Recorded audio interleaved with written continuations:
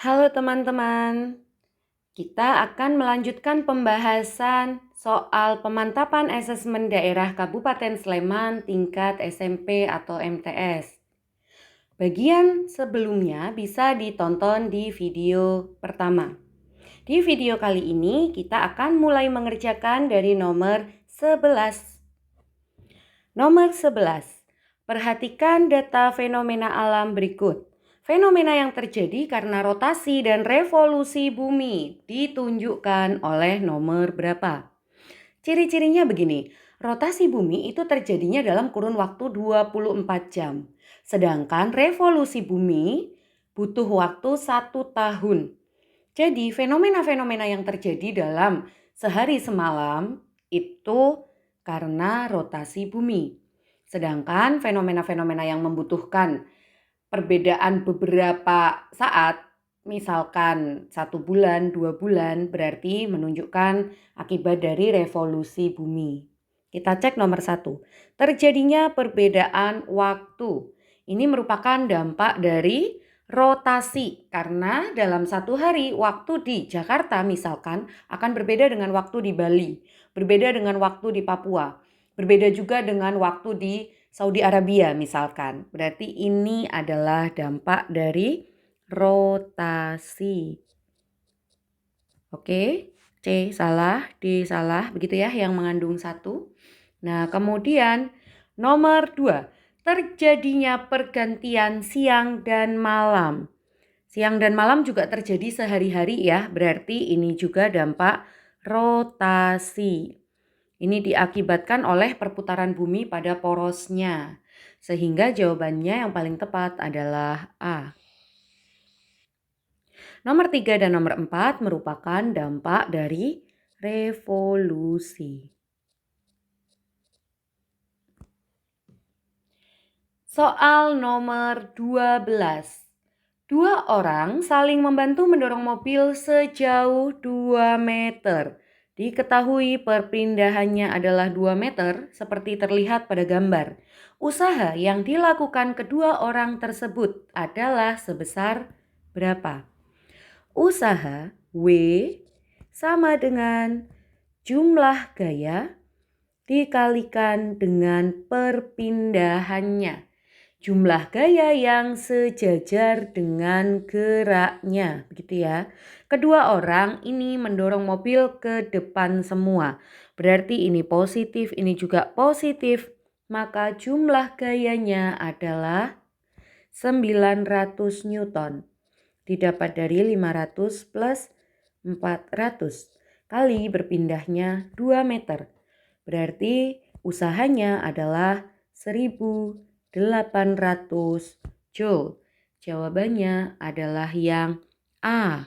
Ini harus diralat ya, kalau usaha itu satuannya bukan Newton, melainkan Joule. Joule. Soal nomor 13. Seseorang berusaha memindahkan barang menggunakan bidang miring seperti terlihat pada gambar. Jika panjang bidang miring yang digunakan adalah 80 cm, panjang bidang miring adalah ini S-nya. Nah, panjang papannya S sama dengan 80 cm.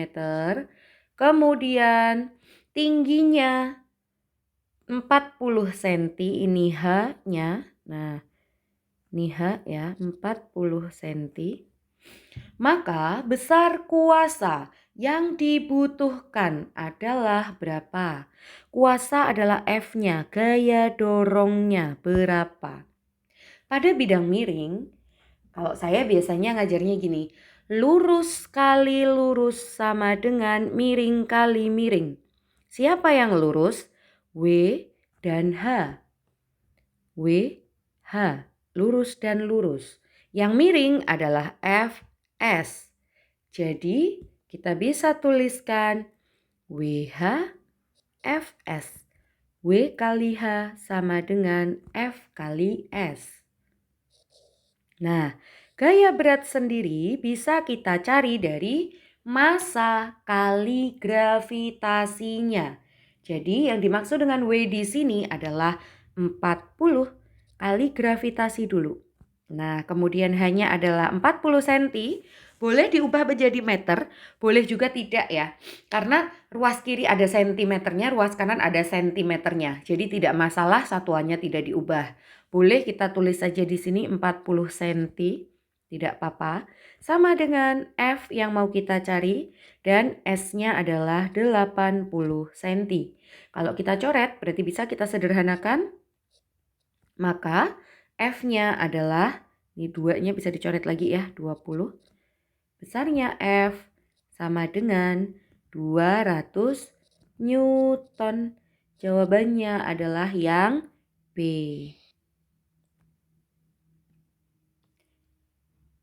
Selanjutnya nomor 14. Sebuah kotak bermasa 48 kilogram. Diketahui masanya ya, masa kotaknya 48 kilogram. Berada di atas lantai seperti pada gambar. Jika percepatan gravitasi buminya adalah 10 meter per sekon kuadrat, maka besarnya tekanan yang dialami lantai adalah berapa? Tekanan lambangnya P bisa kita cari dari gaya dibagi luas bidang tekannya. Gayanya bisa kita gunakan gaya berat karena di sini tidak ada gaya lain yang bekerja pada benda selain gaya berat. Gaya berat adalah M kali G, massa kali gravitasinya, dibagi dengan luas bidang tekannya. Nah, kita masukkan saja. Semua satuan wajib dijadikan SI ya, atau sistem internasional. Karena di sini jawabannya pun dalam satuan SI. Berarti kita punya masanya adalah 48 kilo kali gravitasinya 10, luas bidang tekannya adalah panjang kali lebar. 30 cm adalah 0,3 meter, 20 cm adalah 0,2 meter. Kalau kita cari luasnya, berarti luasnya akan menjadi 0,06 meter persegi.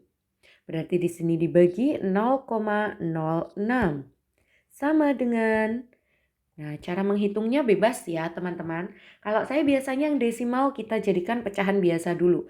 Ini 2 angka di belakang koma, berarti kita butuh 100 untuk menghilangkan koma ini. Atas juga 100 begitu. Jadi 48 dengan 6 bisa kita coret 8. Berarti jawabannya adalah 8.000 Newton per meter persegi. Atau satuan ini dikenal juga dengan nama Pascal. Jawabannya adalah yang D.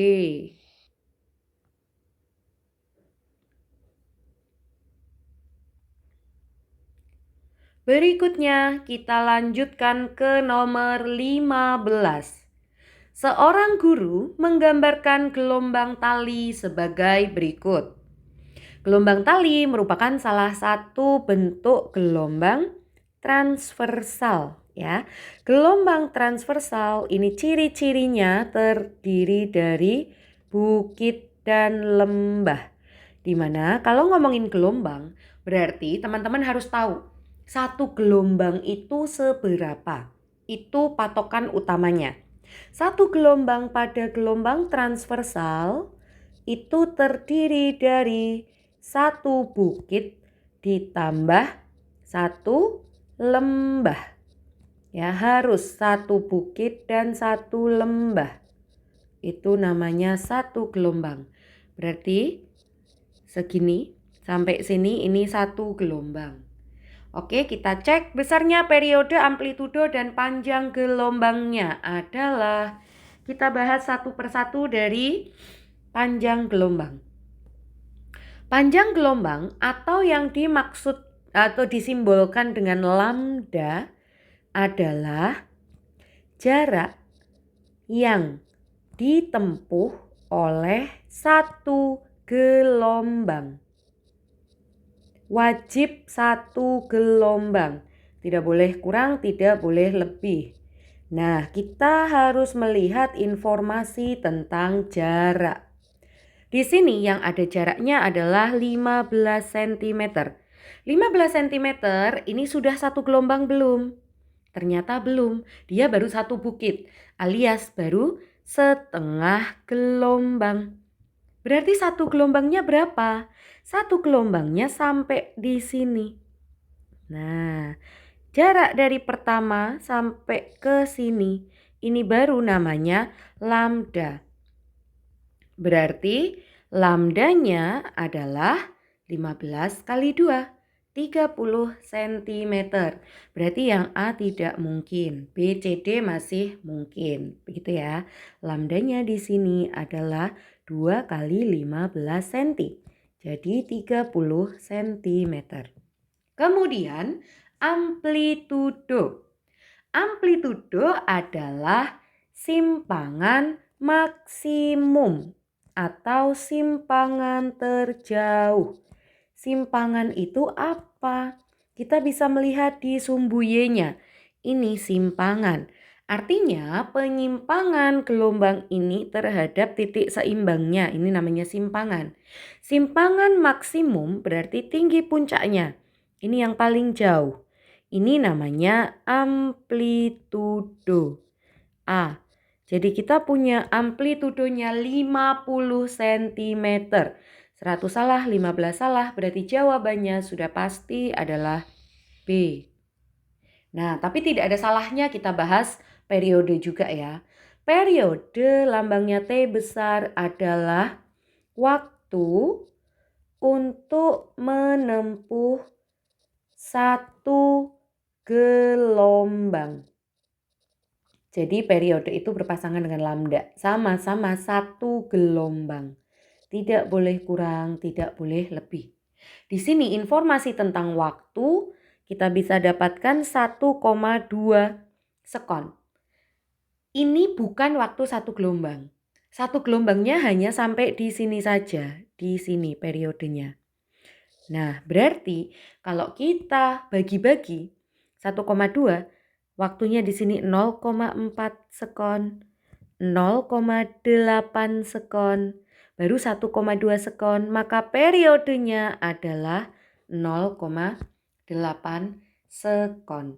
Waktu yang diperlukan untuk satu gelombang.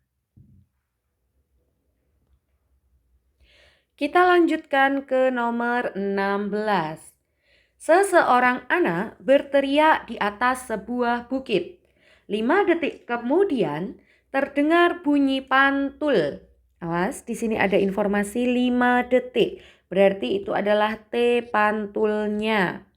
Jika diketahui cepat rambat bunyi pada saat itu adalah 380 meter per sekon, maka jarak anak dengan bukit pemantul adalah sebesar berapa? Jika anak berteriak di hadapan sebuah bukit, berarti bunyi anak tersebut akan merambat menuju bukit, lalu terpantul kembali hingga terdengar oleh anak tersebut. Sehingga dalam waktu 5 detik dia menempuh 2 kali jarak. 2S. Kita ingat rumusnya JKW pada zaman SD ya, SVT. Biasanya kan jarak sama dengan kecepatan kali waktu begitu. Tapi ingat khusus di kasus bunyi pantul, jarak yang ditempuhnya adalah 2 kali jarak. Karena bolak-balik. Jadi 2-nya bisa kita pindah ruas menjadi S sama dengan VT dibagi 2.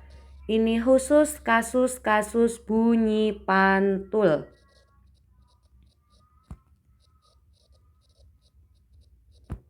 Berarti bisa kita hitung bersama. V-nya adalah 380 dikali 5 dibagi 2. Sama dengan, nah boleh dicoret-coret dulu boleh. 38 bagi 2. 19 gitu, 19 kali 5, 950 meter. Jawabannya adalah D.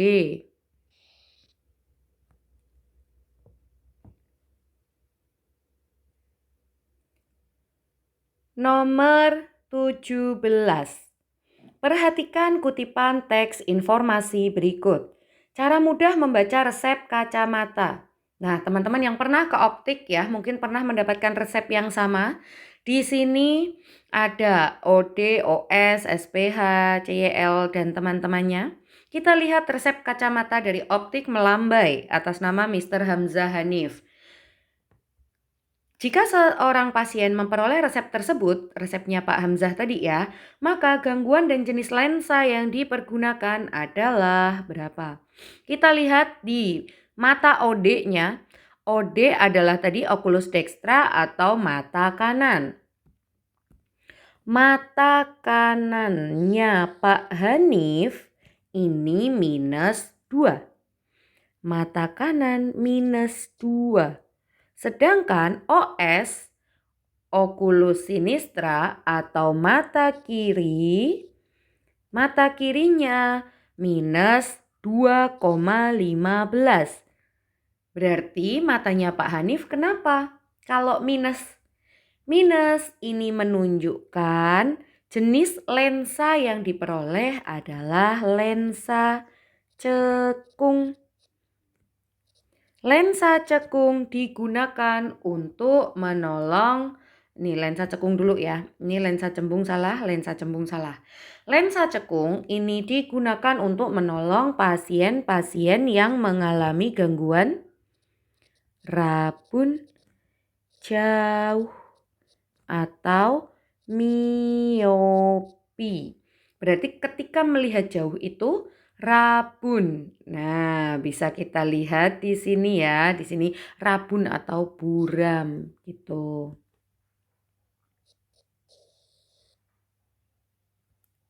Nah, jadi Pak Hanif menderita miopi dan harus ditolong dengan lensa cekung. Jawabannya adalah A.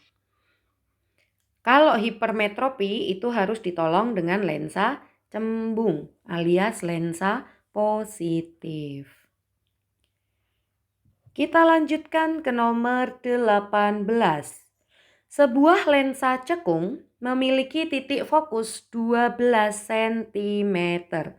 Jika sebuah benda diletakkan 15 cm di depan lensa cekung, maka besarnya jarak dan perbesaran bayangan adalah berapa? Ini kita ralat jawabannya ya. Jadi kalau kita menggunakan soal apa adanya, nanti ada jawabannya nggak ada di pilihan ganda gitu, ada kesalahan. Nah, kalau kita ralat, baru nanti jawabannya ada di pilihan gandanya. Jadi misalkan kita ralat saja di sini menjadi cermin cekung. Jadi lensanya ini kita coret diganti cermin. Nanti akan kita bandingkan kalau lensa itu bagaimana perbedaannya gitu ya. Ini berarti ganti juga cermin begitu. Nah, kalau tadi lensa cekung adalah lensa negatif, lensa dengan fokus negatif, maka cermin cekung adalah cermin yang fokusnya positif. Jadi cermin dan lensa itu berkebalikan. Di sini cermin cekung diketahui fokusnya adalah 12 cm positif.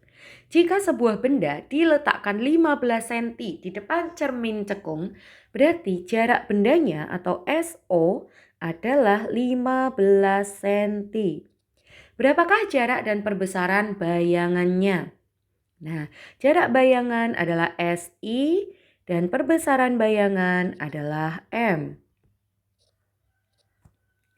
SI bisa kita cari dari rumus cermin dan lensa pada umumnya, yaitu 1/F sama dengan 1/SO ditambah 1/SI. Sedangkan M sama dengan harga mutlak dari SI per SO atau HI per HO. S adalah jarak, H adalah tingginya, tinggi benda dan tinggi bayangan. Nah, dari dua rumus ini bisa kita cari ya SI-nya terlebih dahulu. SI ini berarti kita pindah ruas, 1/F dikurangi 1/SO. Berarti 1/12 dikurangi 1/15. Berarti kita jadikan 60. 5 dikurang 4. Berarti 1/60 itu adalah 1/SI. Maka SI-nya sama dengan 60 cm. Mana yang SI-nya 60? Hanya C. Berarti jawabannya adalah C. Kalau kita mau buktikan perbesarannya, berarti tinggal kita masukkan M sama dengan 60 dibagi SO-nya tadi, jarak bendanya adalah 15. Berarti 4 kali. Nah, cocok. Kenapa ini tadi harus kita ralat? Karena kalau lensa cekung, teman-teman harus memasukkan tanda negatif pada fokusnya. Ya, jadi kalau lensa cekung berarti fokusnya min 12. Dimasukkan ke dalam perhitungan juga tetap min 12. Jadi nanti teman-teman bisa menghitung 1/-12 dikurangi 1/15. Jadinya di sini 60, tapi di atasnya adalah min 5, min 4. Jadinya min 9. Nah, kalau dibalik jadi SI-nya adalah 60/9 minus. Tidak ada jawabannya. Begitu. Oke, kita lanjutkan ke nomor 19. Benda bermuatan listrik A tarik-menarik dengan gaya F terhadap benda B. Kita ilustrasikan dulu. Ada benda A yang muatannya nggak tahu berapa ya, kita bisa membuatnya aja bebas. Misalkan A muatannya Ki begitu. Tarik menarik berarti menunjukkan jenis muatannya itu beda jenis. Satunya plus, satunya min. Berarti misalkan yang B adalah minus Ki. Karena kita tidak tahu besar awalnya berapa. Kemudian pada saat posisi ini, gaya tarik menarik yang terjadi di antara mereka adalah F. Lalu, benda A dan benda B diperbesar, masing-masing menjadi 2 kali dan 4 kali muatan semula. Sedangkan jaraknya diperdekat menjadi setengah kali semula. Berarti asumsikan saja jarak awalnya adalah R dan sekarang muatan A menjadi 2 Ki, sedangkan muatan B menjadi 4 Ki dan jaraknya ini menjadi setengah R. Berapakah F-nya? Atau kita sebut F aksen gitu ya. Nah, menurut aturan gaya kolom, F itu kan sama dengan kakiku per R kuadrat. Kaki 1, Ki 2 per R kuadrat. Berarti kita bisa membuat perbandingannya. Dalam membuat perbandingan, biasakan yang ditanyakan letakkan di atas. Jadi di sini kita punya F aksen banding F. Sama dengan K-nya sama, jadi boleh kita coret. Berarti ini Ki A aksen kali Ki B aksen per R kuadrat, R-nya di bawah, berarti ini R aksen. Nanti akan kita buat ini ya, akan kita buat kuadratnya di sini. Nah, ini per Ki A mula-mula kali Ki B mula-mula, R-nya di atas, berbanding terbalik, begitu. Teman-teman bisa menggunakan cara ini adalah cara yang paling aman untuk membuat perbandingannya. Tinggal kita masukkan, besarnya Ki A aksen adalah 2. Ki-nya nggak perlu dimasukkan, nggak apa-apa, 2 saja. Ki B-nya adalah 4. Ki A mula-mulanya adalah 1, Ki B mula-mulanya juga 1. Jangan lupa R-nya hati-hati yang aksen di bawah. R aksennya setengah, setengahnya di bawah, satunya di atas dan kuadrat ya. Jangan lupa harus kuadrat. Berarti 2 kali 4 adalah 8, 1 dibagi setengah, 2 kuadrat 4. 8 kali 4 adalah 32. F aksen sama dengan 32F. Jawabannya adalah D. Kita lanjutkan ke nomor 20. Beberapa lampu yang berbeda dihubungkan dengan sumber tegangan listrik seperti gambar. Jika hambatan dalam baterai diabaikan, kuat arus pada lampu 1, lampu 2, lampu 3 berturut-turut adalah berapa? Oke, pertama kita bisa mencari dulu arus di lampu 3. Kenapa di lampu 3? Karena lampu 3 ini terletak di jalur utama. Berarti dia akan dilewati arus totalnya. Untuk mencari arus total, kita butuh mencari hambatannya terlebih dahulu. L1 dan L2 dirangkai paralel. Sehingga 1/R paralel sama dengan 1/12 ditambah 1/6. Sama dengan 3/12 begitu ya. Berarti R paralelnya adalah dibalik 4 ohm. Maka R totalnya adalah 4 ditambah 4. Berarti 8 ohm.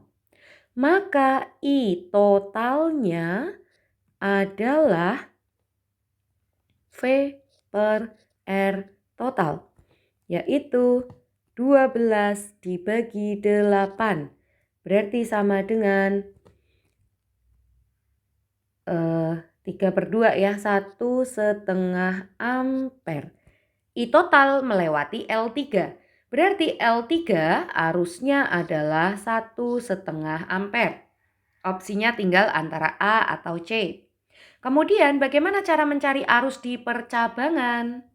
Nah, besarnya arus di percabangan bisa kita cari dengan persamaan. I di cabang sama dengan R paralel dibagi R cabang kali I total. Ini juga cara yang paling aman. Ada banyak cara ya. Kita bisa menggunakan perbandingannya, tetapi kalau perbandingan harus agak dibalik-balik begitu. Jadi pakai cara ini bisa lebih aman. Nah, kita cek dulu arus di L1. Arus di L1 kita sebut I1, berarti R paralelnya tadi adalah 4 ohm. Dibagi R di cabang tersebut adalah 12. Kali I totalnya adalah 1,5. Berarti arus di I1 sama dengan 0,5 ampere. Jawabannya adalah yang A. Nah, kalau untuk mencari I2 bagaimana? Karena I1 sudah ketemu, maka I2 bisa kita cari dengan cara hukum Kirchhoff. Arus yang masuk sama dengan arus yang keluar. Arus yang masuk tadi adalah 1,5 ampere. Sedangkan yang keluar di I1 adalah 0,5. Jadi I2 dapat sisanya, yaitu sebesar 1 ampere.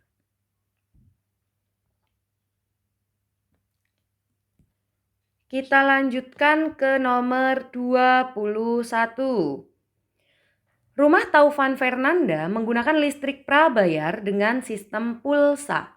Pada 2 Januari 2023, Taufan membeli pulsa listrik karena listriknya padam sesuai struk berikut. Ini ada struk pembelian listrik prabayar. Rumah Taufan menggunakan alat listrik yang terdiri dari 4 lampu, masing-masing 10 watt, kemudian digunakan selama 12 jam, lalu 1 setrika listrik 350 watt digunakan selama 2 jam, 1 pompa air 150 watt digunakan selama 2 jam sehari. Dan Taufan harus membeli pulsa listrik kembali pada kapan? Pulsanya habisnya kapan? Begitu ya. Kita hitung dulu dari jumlah yang dibayarkan oleh Taufan, dia mendapatkan 32,10 kWh. Jadi yang kita perhatikan adalah jumlah kWh-nya. kWh menunjukkan satuan dari energi listrik yang digunakan. Ini energinya. Energi listriknya dapat kita cari dari sini tadi, dikalikan semuanya. W sama dengan jumlah alatnya kali dayanya kali waktunya. NPT. Jadi bisa kita hitung daya yang dipakai, energi yang dipakai oleh Tovan masing-masing adalah 480, ini masih WH begitu ya. Kemudian 700 WH dan ini 300 WH. Berarti dalam satu hari Taufan menggunakan energi sebanyak 1480 WH. WH adalah watt jam. Atau kita bisa tuliskan sebagai 1,48 kWh per hari. Sedangkan energi yang dibeli oleh Tovan adalah 32,10. Berarti dia bisa habis berapa hari? Kita bisa hitung ya. 32 berarti lama waktunya adalah 32,10 dibagi dengan 1,48. Itu kita bisa bulatkan menjadi 21 hari. Berarti biaya atau jumlah yang Tovan bayarkan itu cukup untuk 21 hari. Terhitung sejak tanggal 2. Berarti 2 ditambah 21 adalah 23 Januari. Jadi Tovan harus beli lagi di tanggal 23 Januari 2023. Nomor terakhir untuk soal fisika. Perhatikan gambar pembuatan magnet dari batang besi berikut. Posisi kompas yang benar adalah pembuatan magnet dengan cara elektromagnet. Ini harus mengikuti aturan tangan kanan. Ya, aturan tangan kanan. Jadi misalkan ini tangannya. Ini ibu jarinya gitu. Ibu jari ini akan menunjukkan arah kutub utara. 4 jari ini menunjukkan arah arus listriknya. Dan ingat harus pakai tangan kanan. Yang perlu diperhatikan adalah 2 hal. Yang pertama letak kutubnya. Kutubnya di sini kutub baterai ya, yang panjang adalah positif, yang pendek negatif, dan letak lilitannya. Jadi dilihat betul-betul letak baterai dan lilitannya. Arus listrik itu akan dialirkan dari kutub positif ke kutub negatif. Berarti arusnya akan mengalir dari sini. Lewat belakang, berarti yang depan sedang turun posisinya. Arus yang depan sedang turun berarti posisi tangannya seperti yang digambar ini ya. Maka kutub utaranya adalah sebelah kanan, kutub selatannya sebelah kiri. Kemudian posisi jarum kompasnya itu mengikuti arah garis-garis gaya magnet yang ditimbulkan. Arah garis gaya magnet akan selalu mengarah dari kutub utara ke kutub selatan. Jadi dilihat garisnya ini akan selalu tanda panahnya keluar dari utara menuju ke selatan. Berarti nanti jarum kompasnya akan mengikuti arah garis-garis ini. Nah, kita bisa lihat arah jarum kompasnya. Berarti ini kalau kita gambarkan, berarti harus ke sana ya. Nah, ini ke sini. Kita lihat yang ke bawah juga sama. Berarti ini dari utara keluar. Mana yang kutub utaranya sesuai dengan tanda panahnya? Yang pertama adalah nomor 3. Oh, hati-hati. Utaranya adalah yang putih. Biasanya kebanyakan kutub jarum kompas itu utaranya yang hitam. Ini yang putih ya, utaranya yang putih. Berarti yang benar adalah nomor 5. Wah, 5 saja. Berarti ini harus kita ralat ya. Jadi, kalau tetap sesuai soalnya, berarti yang betul adalah hanya nomor 5. Sedangkan kalau kita ralat, utaranya kita sesuaikan dengan yang normalnya, begitu. Nih biasanya selatan, yang ini utara. Maka nanti yang benar adalah nomor 3. Ya, kutub utaranya sesuai dengan tanda panahnya. 3 benar. Kemudian 1 benar. Dan 4. Ini ya walaupun lurus dan miring tapi bisa kita cocokkan gitu ya. Jadi 1, 3, dan 4. Jawabannya adalah B. Nah, demikian adik-adik pembahasan soal PPAD Kabupaten Sleman. Jika ada yang masih belum jelas atau ingin ditanyakan, boleh ditanyakan di kolom komentar. Sampai jumpa di video-video berikutnya.